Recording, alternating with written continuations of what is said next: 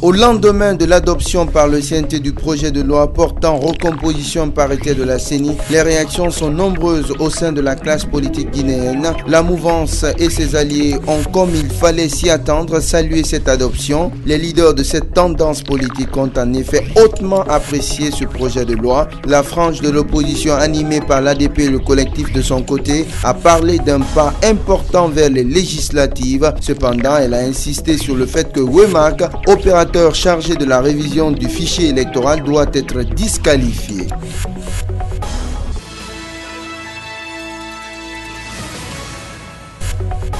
La société civile n'a pas été en reste dans ce concert de réaction. La coalition nationale des organisations de la société civile guinéenne s'est réjouie de l'adoption de ce projet de loi. Elle a par la même occasion invité les acteurs politiques de tous bords à s'impliquer dans le processus électoral pour la tenue rapide des législatives.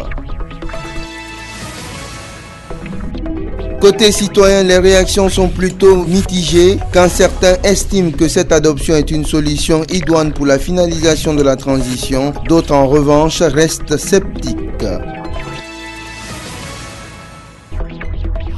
Radioscopie du projet SK, tel était hier le centre d'intérêt d'une conférence de presse. Il faut dire que c'est un projet grandeur nature, initié par l'Afrique du Sud. La conférence de presse était animée par un chroniqueur scientifique de haut standing.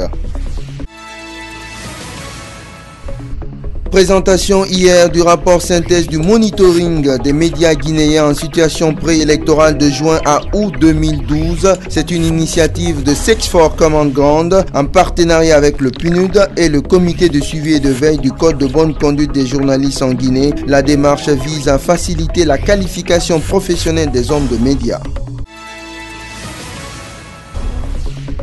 Découverte macabre dans le quartier Tougouondi, c'est dans la commune de Matam. Un homme d'une quarantaine d'années a trouvé la mort dans la nuit de lundi à mardi, ce après avoir reçu une balle à la poitrine, une situation qui suscite l'émoi des proches de la victime.